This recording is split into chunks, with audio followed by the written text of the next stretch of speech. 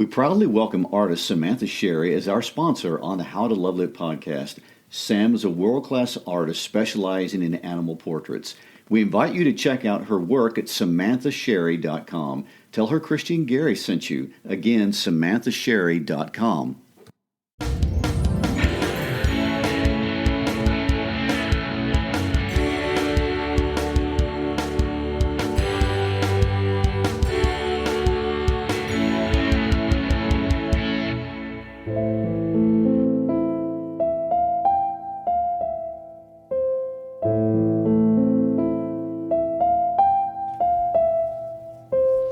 Hi, I'm Christy Shriver, and we are here to look at books that have changed the world and can change even us.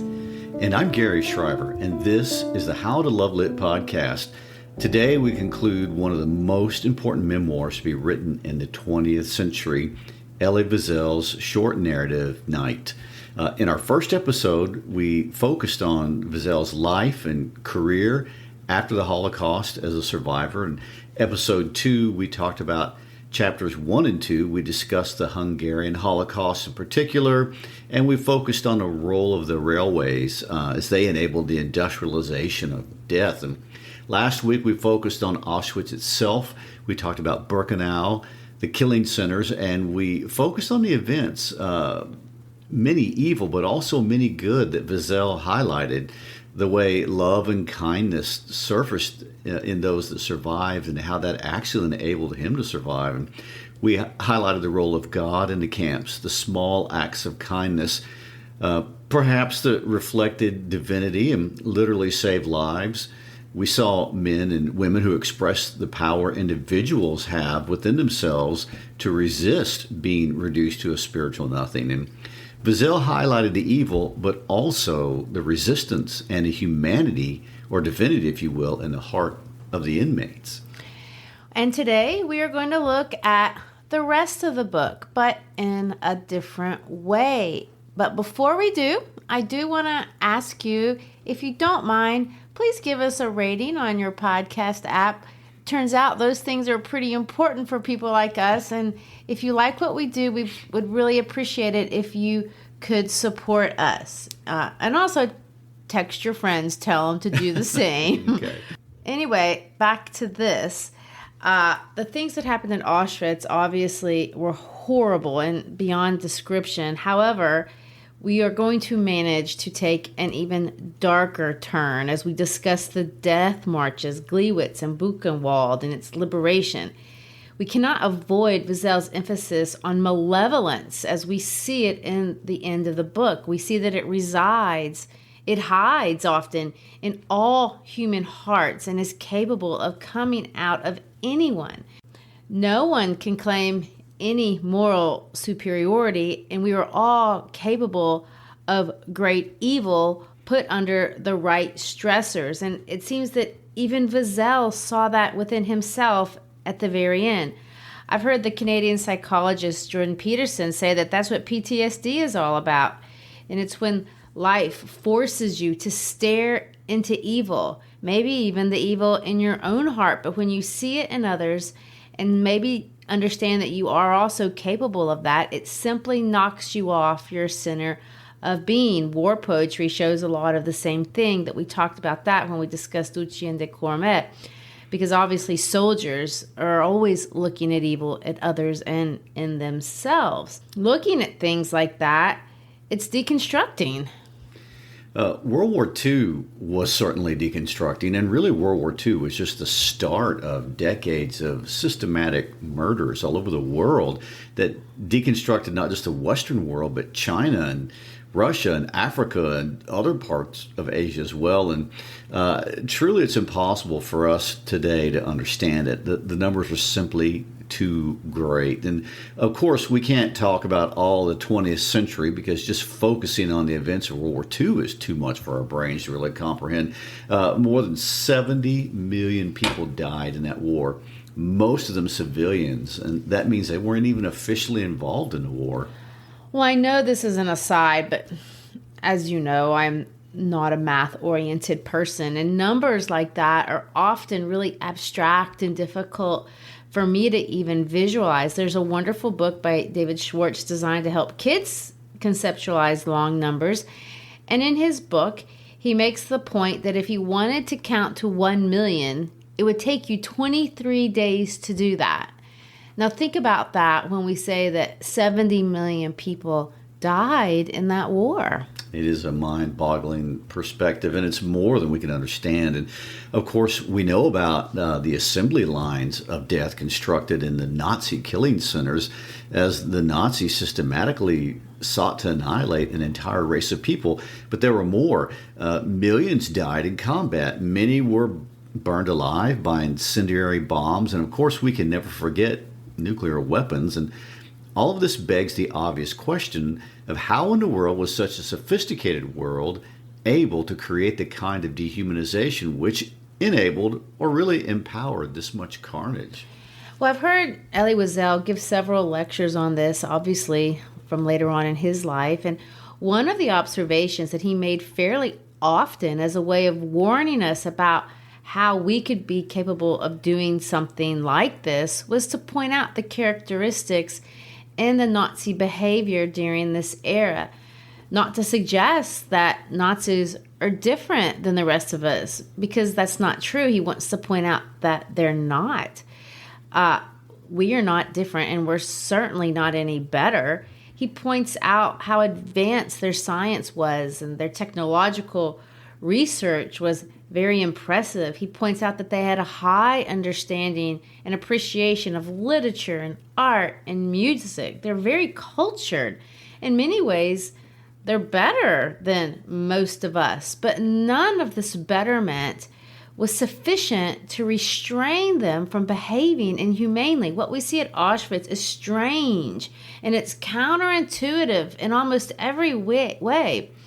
We see that the Nazis did actually operate based on values.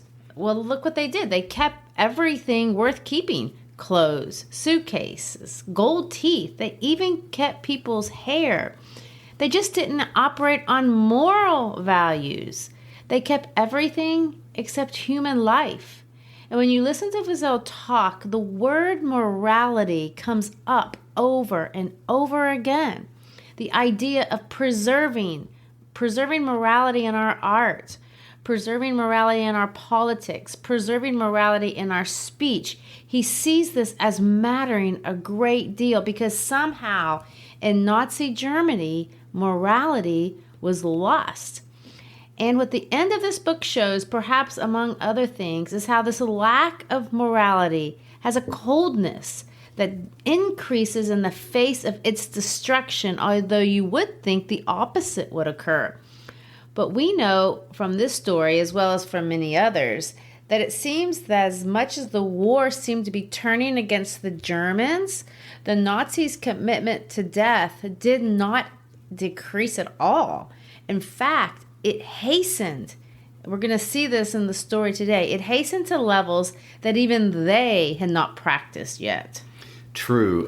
And as we know from other accounts, as the war became closer and closer to its conclusion, things in the concentration camps all over Poland and Germany got very chaotic and very deadly. And that brings us to Elie.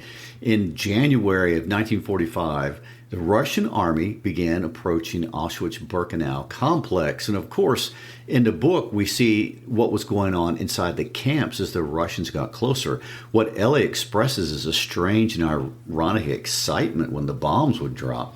I know. When I read this, I think about that. How strange is the world when you are excited when bombs are dropping on you.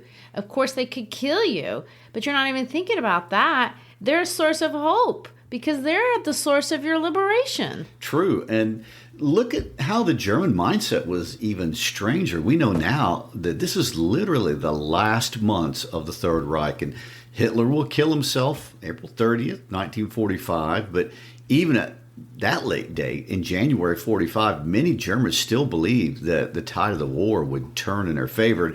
And when it did, they would need all these prisoners as slave laborers to rebuild all that was being destroyed through these battles. And so the strategy at Auschwitz, as well as other camps across Poland and Germany, was to evacuate the prisoners deep into central Germany. And that's what they did. And this is what Elie and his father were a part of.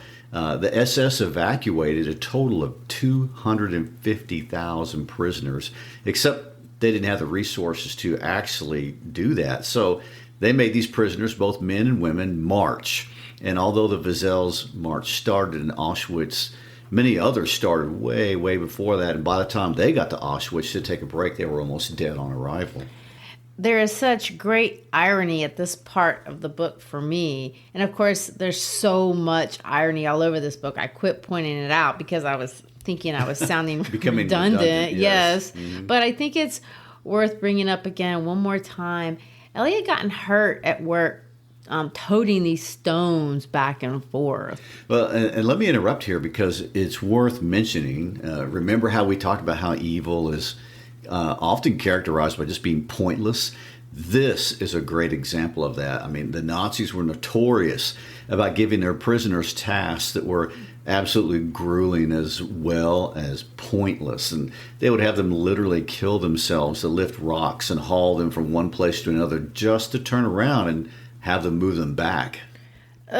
Well, we're not told really exactly what the nature of Elie's work hauling was, or rock hauling, I guess, was.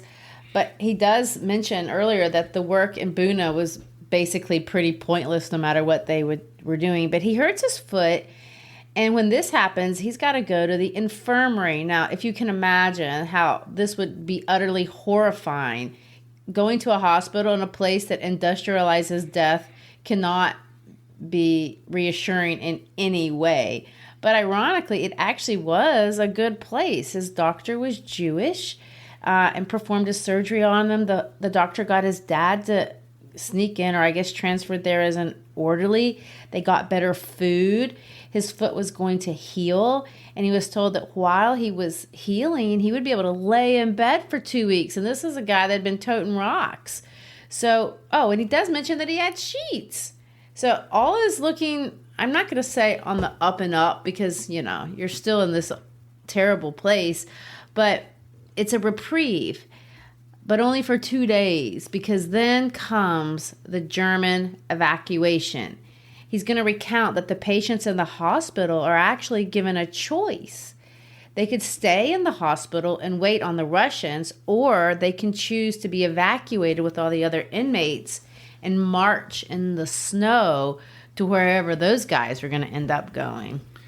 Well, at first pass, that would seem like an obvious choice, which was stay. I mean, you can be free. But after the first thought, you have to have the second thought, and that one would be terrifying. What are the SS going to do on the way out the door? They were already blowing up crematoriums, getting rid of evidence of their crimes, and it's clear that they didn't want witnesses. And how easy would it be just to shoot everyone in a hospital bed right before walking out? It's a gamble one way or another. Well, obviously, that's the decision and the thoughts that were going through all of the inmates' minds. And depending on how bad off they were, maybe they didn't even have a choice. There certainly had been nothing in the behavior of the SS to indicate that there would be a moment of mercy at the very end. But you have to think how terrified Elie would have been to be motivated. He had just operated on his leg, and now he's going to try to walk what was going to be, although he didn't know it at that moment, 55 kilometers, and not walk, run the 30 miles to Auschwitz. It was not going to be good. And of course, what Elie was to find out many years later, tragically really, is that had they stayed back, they would have lived. When the Soviets walked into that camp, the 6,000 sick inmates were still alive and were immediately liberated. When I think about that, when I read this book, all the missed opportunities in the first chapter, and now here is yet another one. But Elie and his father are going to join the 60,000, again, these numbers, plus inmates that are evacuated from Auschwitz. I can't even imagine. When you think about a number like 60,000, well, we live in a suburb of Memphis that has 58,000 inhabitants. That would be our entire town marching out in the snow in the middle of winter without proper coats. Elie really didn't even have a shoe that fit. His foot was swollen. And it's at the end of this chapter, on Elie's last day at Auschwitz, where we see one more passage that to me powerfully illustrates man's ability to resist dehumanization. And I want to point this out before we start talking about man's great ability to become overcome by evil, because there is both in this book. There is the emphasis on man's ability to fight evil, and then there's the man's ability to succumb to it. But their block leader made them mop the floor on their way out, which I find amazing. They're going to march in the snow, but before they do, they have to mop. One of the inmates is going to ask why they have to do this, and let me quote his response. The block leader says this: "For the liberating army, let them know that here lived men and not pigs."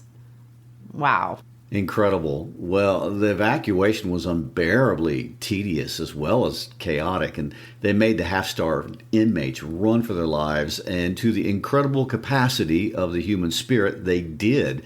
They ran, even though the German soldiers couldn't keep up. They continued running. If they saw someone drop off or fall back, the orders were just to kill them. They ran until they got to Gleiwitz, and from there they were locked in rooms awaiting to be loaded on open cattle cars to the interior of Germany. You know, when I read this part of the book, they run, they stop, they have to stay in barns where they're freezing, and they run more. I have a question that always runs in my head, especially when I visualize them running in the dark. I think, well, I would have been tired. Why don't you just fall and hide in the grass and let the S just kind of not see you? Can't you get away? Weren't the Russians coming? Isn't it dark? Now, that's a great question that I think a lot of people would have reading this book. And actually, that did happen some, but not really as much as you would think. And John Rands, another survivor of the death marches, when he tells his story, kind of answers that question. And because of his place at the camp, he had the unique privilege of reading newspapers that the Nazis were using as toilet paper. So he could read the strips of paper he had access to. When he tells the story, he talks a little bit about the propaganda that the Nazi media was putting out. And the media of Germany was not calling the German retreat death marches like we're calling them. They were calling them victorious withdrawals, which they're not the only people to use that idea when they're losing. The Germans were supposed to believe that the Germans were deliberately luring the Russians deeper into the Reich in order to encircle and completely destroy them. And he states that he heard Germans shouting to bystanders as they marched by that all those with machine guns or Panzerfaust units were to report to the front. And the Panzerfaust units were regarded as Germany's great hope to stop the Russian tanks. And the newspapers were full of stories of soldiers who had single-handedly knocked out dozens of enemy tanks. And it wasn't an accepted fact that this war was over. You also have to remember these prisoners saw all the Germans as potential assailants. They understood that most of the people in the area would be hostile towards them. And any peasant could kill one of them, and likely would. And the prisoners, and you can see this from the way Elie tells the story, actually felt safer within the confines of the marching prisoners than lost and alone in German territory. They saw that there was no place to hide, even if they escaped the SS. Plus, and don't forget this, the German people had great faith in what they called the Wunderwaffe, or the miracle weapon. It was their belief, because Hitler kept talking about it, and that any day this weapon was going to be unleashed and protect them from collapse. Is the Wunderwaffe the nuclear bomb? Yes, I think we can assume that. I mean, Hitler had many physicists working competitively all over the Reich trying to enrich uranium, but obviously they failed. And, of course, if they'd gotten that weapon first instead of the United States... who knows? Who knows, yes. Yeah. Well, for the rest of the book, most of the stories that Wiesel recounts are not stories of kindness.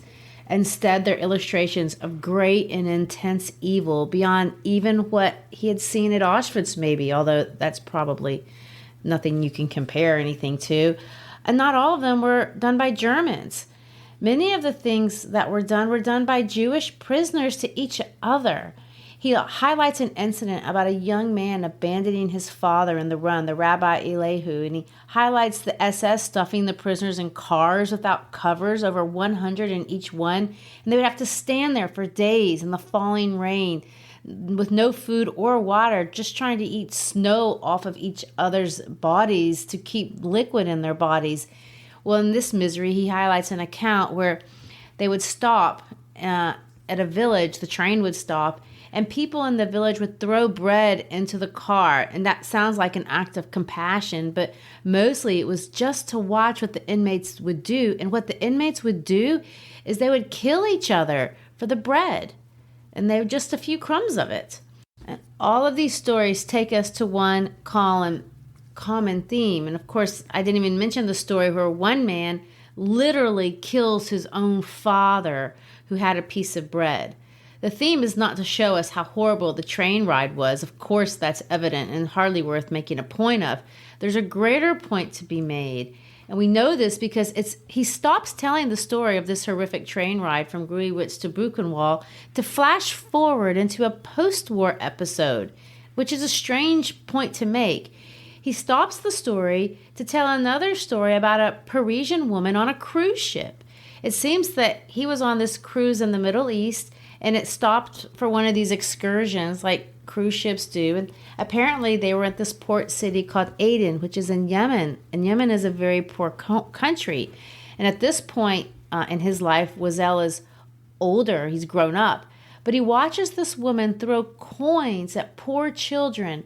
And while she did it, she didn't throw enough for all of them, but she threw coins at the children and enjoyed watching them strangle each other to get the coins. Of course, Wiesel, maybe he remembers this part of his life, but he becomes very upset by that, and he mentions something to the woman. And she responds with this, I think, insensitive remark, and she says, and I quote, "I enjoy giving to charity."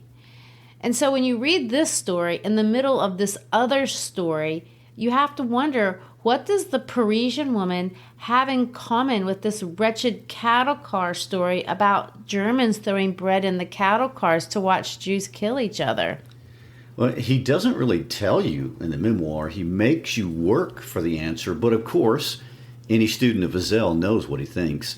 Wiesel argues that evil expresses itself first and foremost in indifference. We talked about it being voluntary and unnecessary. It's also indifferent. And it seems to be something that can be in all of us, anywhere at any level. And the woman in the story got some sort of pleasure from watching the degradation of the children, and she was able to justify it because she was throwing money. Well, I agree. It's a theme we read about, and I've heard not just from Wiesel and not even just from Holocaust survivors, but many survivors of the 20th century genocides talk about this indifference, this dehumanization, this deep and disturbing question, and they raise the question and talk about the challenge of answering it. And the question is, why are people so evil? Where does that come from? Well, we're not going to be able to answer that today, but lots of great minds have addressed it. It's at the heart of the book of Genesis in the Bible, and Plato talked about it in the Greek traditions, and St. Augustine, the Christian philosopher, in his important work, Confessions, had a lot to say about this. And all of these writers predate the 20th century, but the 20th century was full of expressions of absolute evil that challenged what we thought we were and what we thought we were becoming.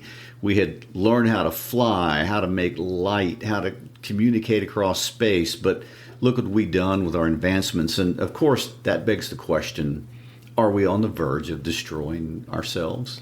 And that kind of brings me to the ideas of Alexander Solzhenitsyn here, another Nobel Prize winner. And I do want to talk about him in his own right in a later episode. But one of the most famous quotes I've ever heard from him comes out of his book, The Gulag Archipelago. And it reminds me, because it illustrates for me, well, Elie is illustrating the same idea that Solzhenitsyn has as he discusses this ride to Buchenwald. Well, before you read his quote, I think it's worth mentioning that Solzhenitsyn was a distinguished and celebrated soldier in the Red Army. This very Red Army that we're talking about marching through Poland. So he's on the liberating side of He this. is. But as a soldier, he was a murderer himself, and he'd done horrible things all in the name of the war effort. But what happened to him was that Stalin found out that he had said disparaging things about Stalin. So Solzhenitsyn was sent to the Russian gulags, or Russian concentration camps. So he had the unique experience of being both the perpetrator of evil as well as a victim of it. And well, this is what he has to say. In my most evil moments, I was convinced that I was doing good, and I was well supplied with systematic arguments. It was only when I lay there on rotting prison straw that I sensed within myself the first stirrings of good. Gradually, it was disclosed to me that the line separating good and evil passes not through states, nor between classes, nor between political parties either, but right through every human heart and through all human hearts. This line shifts. Inside us, it oscillates with the years. And even within our hearts overwhelmed by evil, one small bridgehead of good is retained. And even in the best of all hearts, there remains an uprooted small corner of evil. He goes on to say, since then, I have come to understand the truth of all the religions of the world. They struggle with the evil inside a human being, inside every human being. It is impossible to expel evil from the world in its entirety, but it is possible to constrict it within each person.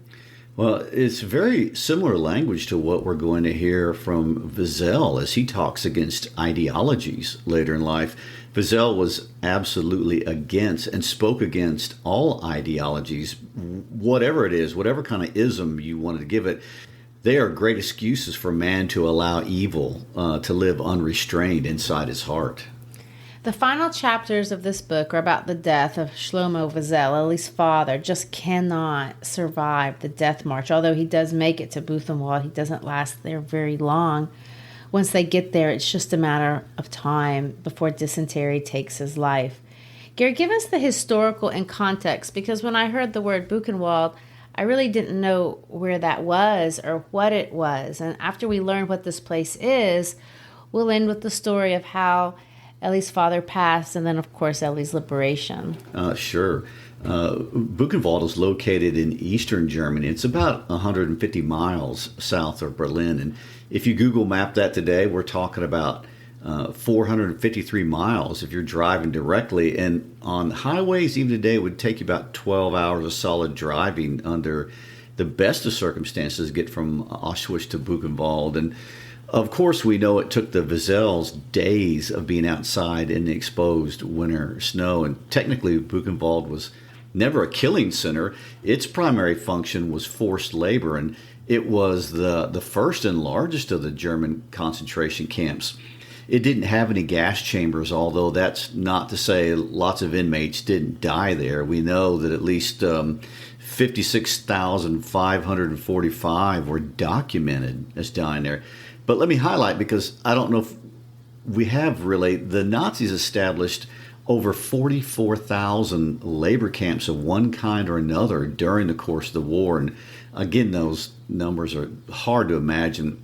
And the reason that we even know about this is because in order to be so incredibly efficient and create such an intricate system, the Germans, by necessity, had to keep meticulous and enormous amounts of records. Therefore, as a result, even though we see here at the end, as they were blowing up camps and destroyed records and so forth, they were never able to succeed in hiding all the evidence. And the German genocide is by far the most documented genocide in human history. And also, and we see this in Wiesel's book, but also in other accounts beyond the German records, there was a testimony of many witnesses. And beyond just the tragedy of death involved, we learned about the procedures and the organization of the camps. And so we know a lot about these camps. And I know this is an aside, but it's an aside worth mentioning that there was a man by the name of David Boder, a Russian immigrant to the United States. and a professor of psychology at the Illinois Institute of Technology. And he traveled to Europe in 1946 for the express purpose of making a permanent record of the witnesses. And he collected over 100 interviews, totaling about 120 hours of interview on a wire recorder. And this was just after it had all happened. This is an extremely important document of history, and his work was never really famous at the time. His book, titled I Did Not Interview the Dead, was not famous, but he accurately recorded what actually happened. And I recommend anyone interested in Holocaust research to go Google his name and listen to the work that he did. But back to Buchenwald. If you remember, Elie and his father were evacuated in January of 1945. The Americans marched into a pretty much SS-free camp on April 11th of that year. And when Patton's army got a few miles outside of the camp, almost all of the 5,000 plus SS soldiers ran for their lives. And once they did that, the inmates themselves liberated the camp. Elie records how he saw this from the inside. It's incredible how close Elie's father came to surviving the war. But again, as the Americans approached Buchenwald, the Nazis did at Buchenwald what they'd done at Auschwitz. When the Russians got close, they tried to evacuate the camp, except this time Elie didn't participate. And it feels like that the reason that he didn't is just that he had no more feeling of humanity left in him. His father had died, and the love between these two had basically been what they were living off of, as we can see clearly in the narrative. The death of Elie's father just absolutely destroys him. When his father becomes delirious, he loses it and he has diarrhea and he can't stop screaming. He can't stop the dehydration. Where in Auschwitz, Elie tells us stories of human compassion. At this point here at Buchenwald, we don't see any of that. The block leader of this block is going to give Elie advice on how to survive Buchenwald. You remember this happened when they got to Auschwitz too, and the block leader told them to take care of each other. But this block leader gives the opposite advice. And this is what he says, and I want to read. A week went by like this. Is this your father? Asked the Blockeltesti. Yes. He is very sick. The doctor won't do anything for him. He looked me straight in the eye. The doctor cannot do anything more for him, and neither can you. He placed his big hairy hand on my shoulder and added, Listen to me, kid. Don't forget that you're in a concentration camp. In this place, it is every man for himself, and you cannot think of others, not even your father. In this place, there is no such thing as a father, a brother, a friend. Each of us lives and dies alone. Let me give you good advice. Stop giving your ration of bread and soup to your old father. You cannot help him anymore. And you're hurting yourself. In fact, you should be getting his rations. I listened to him without interrupting. He was right. I thought deep down, not daring to admit it to myself. Too late to save your old father. You could have 2 rations of bread, 2 rations of soup. It was only a fraction of a second, but it left me feeling guilty. I ran to get some soup and brought it to my father, but he did not want it. All he wanted was water. Don't drink water, eat the soup. I'm burning up. Why are you so mean to me, my son? Water. I brought him water. Then I left the block for roll call, but I quickly turned back. I laid down on the upper bunk. The sick were allowed to stay in the block, so I would be sick. I didn't want to leave my father. All around me there was silence now, broken only by moaning. In front of the block, the SS were giving orders. An officer passed between the bunks. My father was pleading, My son, water, I'm burning up, my insides. Silence over there, barked the officer. Eliezer, continued my father, water. The officers came closer and shouted to him to be silent, but my father did not hear. He continued to call me. The officer wielded his club and dealt him a violent blow to the head. I didn't move. I was afraid. My body was afraid of another blow, this time to my head. My father groaned once more. I heard, Eliezer. I could see that he was still breathing in gasps. I didn't move. When I came down from my bunk after roll call, I could see his lips trembling. He was murmuring something. I remained more than an hour leaning over him, looking at him, etching his bloody, broken face into my mind. Then I had to go to sleep. I climbed into my bunk, above my father, who was still alive. The date was January 28, 1945. I woke up at dawn on January 29. On my father's cot, there lay another sick person. They must have taken him away before daybreak and taken him to the crematorium. Perhaps he was still breathing. No prayers were said over his tomb, no candle lit in his memory. His last word had been my name. He had called out to me, and I had not answered. I did not weep, and it pained me that I could not weep, but I was out of tears, and deep inside me, if I could have searched for the recesses of my feeble conscience, I might have found something like, free at last. Well, of course, we feel nothing but sympathy for little Elie Wiesel at that point. And the circumstances of his father's death is beyond anything anyone I know could ever even sympathize with. But what Wiesel highlights is that he found in his own heart darkness as well at that moment. He felt apathy, and it seems like this felt like evil to him. And his first emotion was not sadness, but relief. And he was not sad at the death of his own father. He was, in fact, dehumanized. And later, he came to feel guilty about it. It seems to perhaps even frighten him.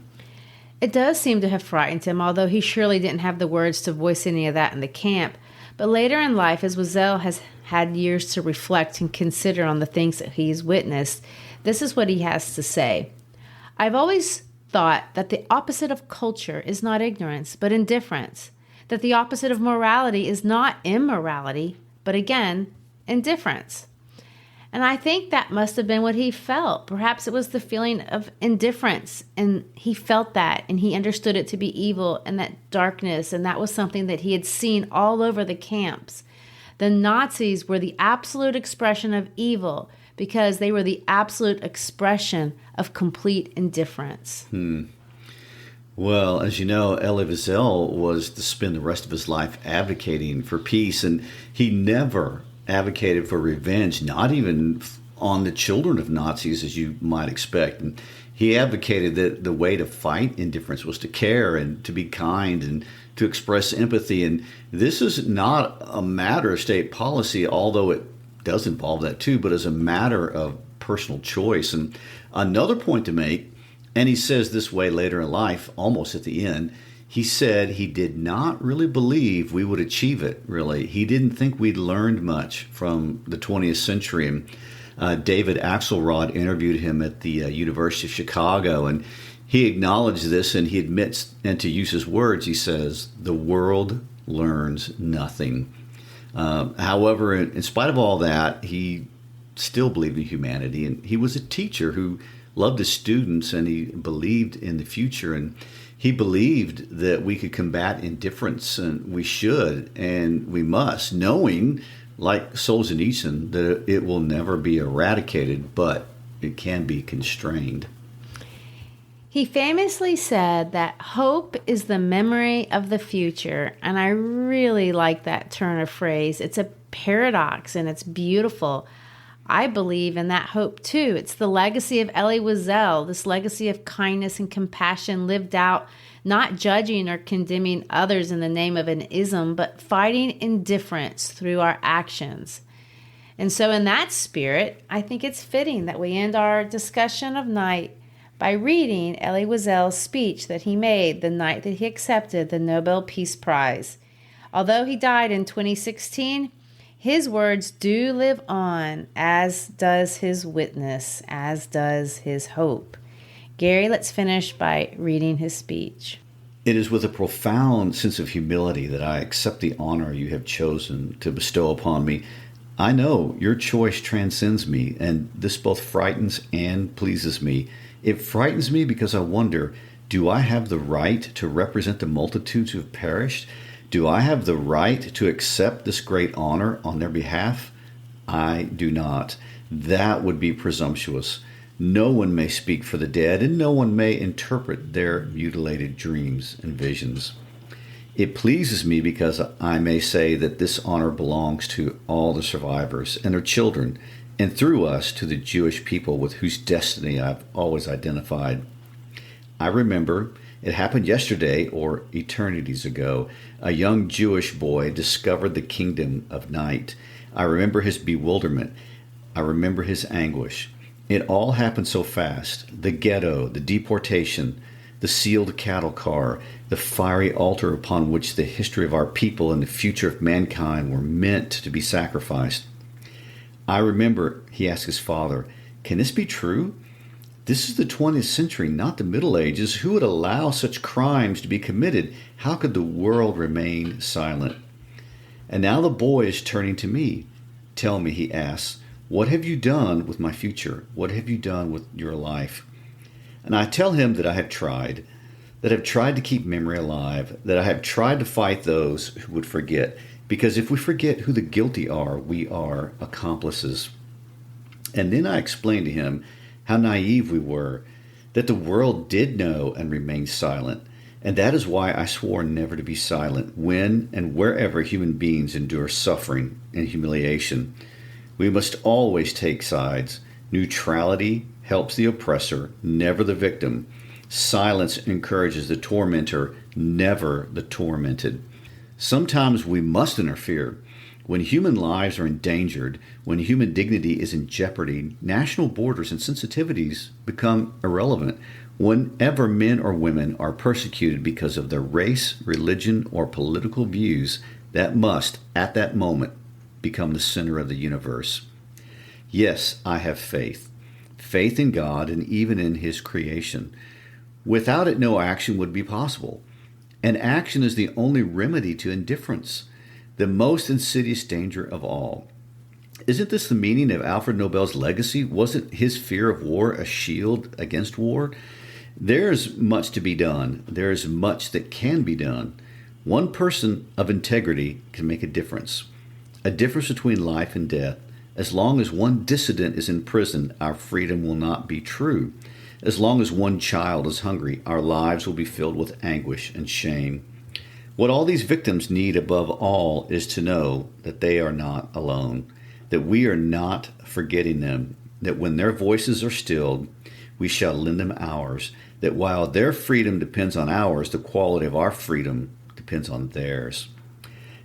This is what I say to the young Jewish boy wondering what have I done with his years. It is in His name that I speak to you, and I express to you my deepest gratitude. No one is capable of gratitude as one who has emerged from the kingdom of night. We know that every moment is a moment of grace, every hour an offering. Not to share them would mean to betray them. Our lives no longer belong to us alone. They belong to all those who need us desperately. Thank you, Chairman Arvik. Thank you, members of the Nobel Committee. Thank you, people of Norway, for declaring on this singular occasion that our survival has meaning for mankind. On those words, we can say, peace out.